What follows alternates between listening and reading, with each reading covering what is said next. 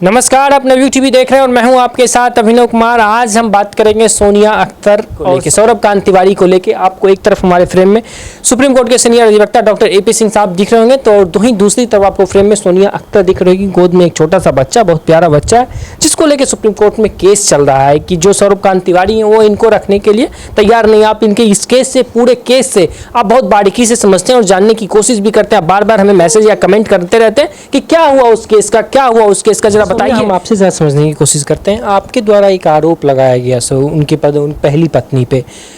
पहले तो ये बताइए कि जब आप यहाँ रह रही हैं तो इस दौरान आपकी सौरभ कांत तिवारी से बातचीत होती है? हाँ, बातचीत होती है, हमेशा ही होती है। अभी बातचीत होती है? हाँ, उन्होंने फ़ोन करती है, नेट पे फ़ोन करके पूछती रहती है क्या हाल है, बच्चों को क्या हाल है। जब भी कोई आ जाती है, जब भी उसका पहला पत्नी आ जाती है सामने, तो फ़ोन काट देती है। तो उसका आवाज़ से मुझे लगा है कुछ तो गड़बड़ है, इसीलिए ही मैंने उसका जानकार सुरक्षा के लिए मैंने सर को बताया ऐसा ऐसा है, तो ये व्यवस्था लिया है। अच्छा, आप कह रहे हैं कि हम बात भी कर रहे हैं, आप बात अभी लगातार कर रहे हैं, एक तरफ कोर्ट में केस भी चल रहा है, तो इस केस को लेकर कुछ बातचीत होती है सौरभ कांत तिवारी से? नहीं, देखिए इसमें क्या है, इसको लेके बात नहीं होती है। उसको इतने लॉन्ग टाइम बात नहीं कर पाती है, छुपक के फ़ोन करती है, तो बच्चा के बारे में फास्ट तो पूछ लेती है, मेरे बारे में पूछ लेती है, जस्ट ऐसे ही। अच्छा, और जीवन लॉन्ग टाइम बात नहीं होती है ना, बात नहीं कर पाती है, उसको दबाव पे है।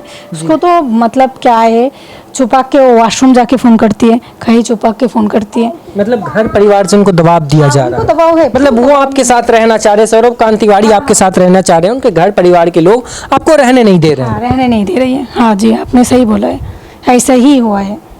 तो ये ऐसा नहीं है कि सौरभ कांत तिवारी बदल नहीं गए हैं? नहीं, मेरा हस्बैंड ठीक है, बदल नहीं गए हैं, सही है।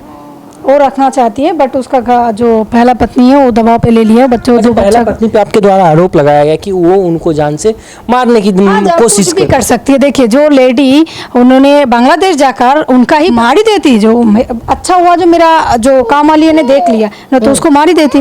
तो मेरे को बच्चा को मारने का कोशिश किया। जब मेरा पति ने विरोध किया तो उन्होंने क्या बोला, तेरे को भी मार दूंगी, काट दूंगी। वहाँ पे बांग्लादेश में? यस, बांग्लादेश से। आप सोचिए, तो इंडिया में क्या कर सकती है, कुछ भी कर सकती है। मतलब बांग्लादेश में इस बच्चे को सौरभ कांत तिवारी की पहली पत्नी मारने की कोशिश की, आपने देखा था? हाँ, मैंने देखा है ना। मेरा हस्बैंड ने भी इम्प्रूव है ना, मेरा हस्बैंड खुद जानती है। उन्होंने विरोध भी किया है, जो तूने ऐसा क्यों किया है। फिर उन्होंने बोला तेरे 2 दिन के बच्चे के लिए इतना परी है, तेरा 22 साल का बच्चा के लिए नहीं परी है, तेरे को भी मार दूंगी, उसको भी मार दूंगी, और बच्चा को तो मार दूंगी मैं। तो उन्होंने तो पहले धमकी दिया है। उसके बाद जब काउंसलिंग हुआ है नोएडा में, उसी टाइम पे मेरा हस्बैंड भी मेरे को बताया जे मेरे घर में क्या प्रॉब्लम हो रही है, रचना मेरे को दबाव पे ले रही है, वो मेरे ऊपर बहुत टॉर्चर करती है, तू तो जानती है सोना, तुम ये करो। मेरे को समझा रही थी उस टाइम पे। तो उन्होंने मेरे को डायरेक्टली बताया जो रचना मेरे ऊपर कितनी बैड बिहेव कर रही है, बहुत टॉर्चर कर रही है। उसका बच्चा भी उसके ऊपर हाथ उठाती है, जो पहले वाले बच्चा है। मतलब सौरभ कांत तिवारी के ऊपर उसके पहले पत्नी मारपीट करते, उसके बच्चे भी उनके साथ मारपीट करती है। हाँ, पहले जब मैं आया था उसी टाइम पे भी उनको ऊपर टॉर्चर किया, क्योंकि उन्होंने मेरे को घुमाया 7 दिन, तो वो मेरे से मिली है, मेरे साथ रहा है, तो इसीलिए उसी टाइम पे भी एक बार उसको मार पिटाई किया। अभी तो उसको हर रोज ही चल रही है उसके ऊपर टॉर्चर, उसका जान का खतरा है, बहुत खतरा है। तो सबसे पहले तो सर हमारे दर्शकों को बताइए केस का अपडेट क्या है, क्या चल रहा है इस केस में? केस का ये चल रहा है, पहले हमने काउंसलिंग के लिए 1 महीना इनका काउंसलिंग के लिए समय लगा था ग्रेटर नोएडा में। शिवालिक में रही थी, शिवालिक इसकी ससुराल है, ग्रेटर नोएडा में इसकी ससुराल है, दिल्ली एनसीआर में ग्रेटर नोएडा है, वहाँ से आई थी। इसका ढाका में सौरभ जी थे वहाँ, तो ढाका में सौरभ ने एक डील के दौरान आपस में मल्टीनेशनल कंपनी की नौकरी के दौरान इससे प्रपोज किया। 1 महीना तक प्रपोजल चला, इकरार किया, इजहार किया, प्यार किया। प्यार बाद में बदल गया इसके मना करने की वजह से, तो उन्होंने फिर धर्म परिवर्तन भी किया। उन्हें इस्लाम धर्म ग्रहण किया, फिर निकाह हुआ, निकाह नामा बना, मैरिज रजिस्ट्रेशन हुई, बाकायदा सुहागरात हुई, दावत वलीमा हुई, 4 दिन 4 रात तक हनीमून मनाया गया, हेलीकॉप्टर का यूज किया गया, खूब घूमे फिरे, मतलब हैप्पी मैरिड लाइफ जी गई, बढ़िया। उसके बाद ये प्रेग्नेंट हुई।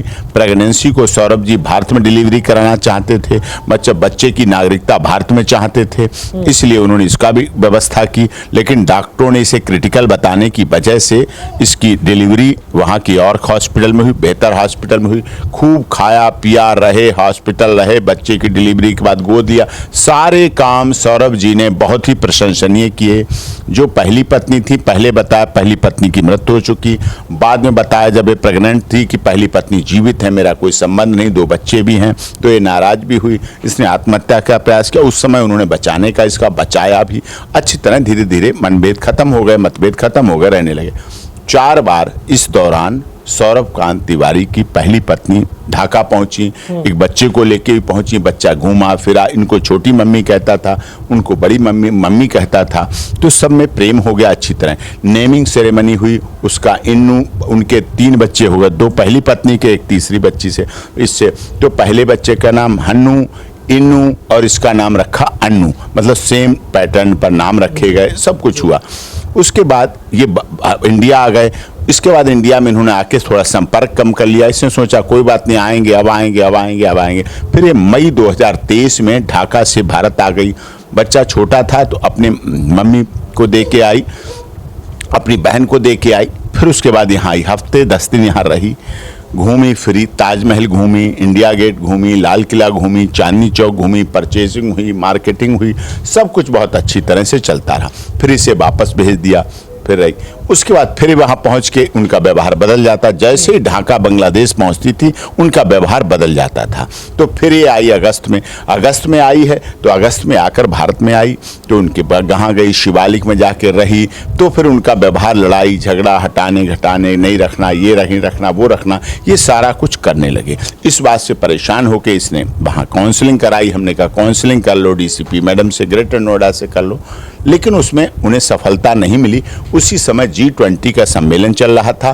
तो हमने बांग्लादेश से आई, हमारे देश के G20 के सम्मेलन में भाग लेने के लिए बांग्लादेश की माननीय प्रधानमंत्री शेख हसीना जी आई।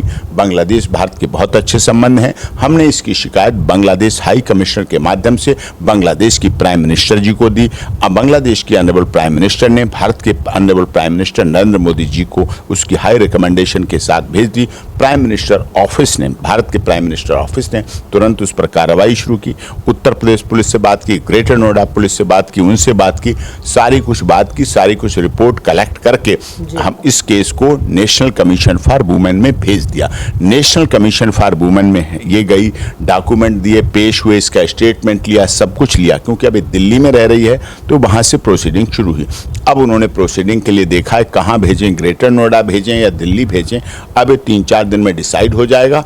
उसके बाद हमारी दिल्ली में केस रहेगा, दिल्ली में प्रोसीडिंग होगी। दिल्ली में किराए पे रह रही है और इसे केजरीवाल जी की सरकार पर भरोसा है, भारत सरकार पे भी भरोसा है, दिल्ली पुलिस पर भी भरोसा है, इसके साथ न्याय हो। इसी बीच में क्योंकि बीच में सौरभ जी की बात होती रहती थी सोनिया अख्तर से, तो इस बीच में इसको ऐसा एहसास लगा कि कहीं ना कहीं सौरभ तिवारी दबाव में है, सौरभ पहली पत्नी के दबाव में है, डर में है, भय है, उन्हें जीवन का खतरा है और उनकी संपत्ति के लिए, उनकी प्रॉपर्टी के लिए, उनकी एंसेस्ट्रल प्रॉपर्टी अलवर में जो, इन सब प्रॉपर्टियों के लिए कहीं न कहीं उनकी जान को खतरा हो सकता है। क्योंकि भारत में ऐसा कई बार हुआ है, बड़े बड़े हाई प्रोफाइल फैमिली में, राजनेताओं की, अभिनेताओं की, व्यापारियों व्यवसायियों की फैमिली में पत्नियों के द्वारा जहां प्यार मोहब्बत में बंटवारा जब होता है तो महिला पसंद नहीं करती है प्यार को बंटते हुए। हमारे देश में सौतन जो होती है वो मिट्टी की भी नहीं पसंद है, और मैं समझता हूँ दुनिया के कुछ देशों में चाहे हो, लेकिन भारत में तो सौतन मिट्टी की भी पसंद नहीं है, उसकी दुश्मनी हो जाती है। तो इसे ये डर था कि कहीं सौरभ की हत्या न हो जाए और बाद में उसे आत्महत्या में कन्वर्ट किया जाए, ये बदला उसके जीवन को खतरा है, उसके जीवन के साथ कुछ भी हो सकता है। तो इसलिए हमने इसकी तरफ से शिकायत दिल्ली पुलिस के कमिश्नर ऑफ पुलिस को लगाई है, पुलिस हेडक्वार्टर में, डीसीपी ग्रेटर नोएडा को दी है, director general of police Uttar Pradesh police को दी है, और उत्तर प्रदेश में शिवालिक आता है ग्रेटर नोएडा, वहां रक्षा की बात है, इसलिए उत्तर प्रदेश के माननीय मुख्यमंत्री योगी आदित्यनाथ को दी है, जिससे इनके पति की सुरक्षा हो सके। सोनिया अख्तर को न धन चाहिए, न दौलत चाहिए, न पैसा चाहिए, न रुपया चाहिए, न इज्जत चाहिए, न शोहरत चाहिए, नाम चाहिए, सिर्फ साधारण रूप में वही पति चाहिए जिस पति ने 3 साल पहले से अब तक, जिस पति ने 3 साल पहले से अब तक उस सोनिया अख्तर को प्यार किया, दुलार किया, आदर किया, संबंध रहे, और वही इस बच्चे को पिता चाहिए जिस बच्चे के पिता ने इसके जन्म से लेकर अब तक पूरा आदर दिया, दुलार दिया, सम्मान दिया। बच्चे को पिता चाहिए। हम पहली पत्नी के भी अधिकारों के संरक्षण की बात करते हैं, उसके बच्चे बड़े हो गए हैं, वो बच्चे 20-21 साल के हो गए, अब उन्हें हायर एजुकेशन और नौकरी चाहिए।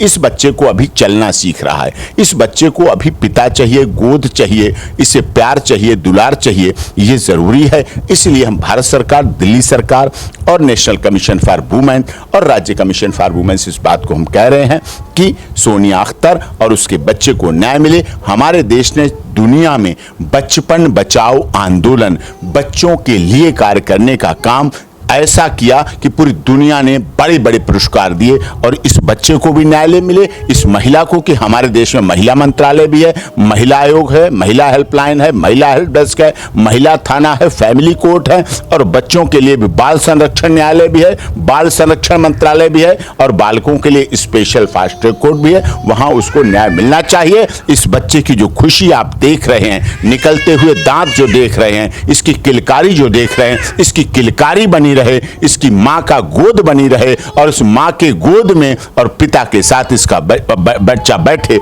हमारी ये आशा और विश्वास है।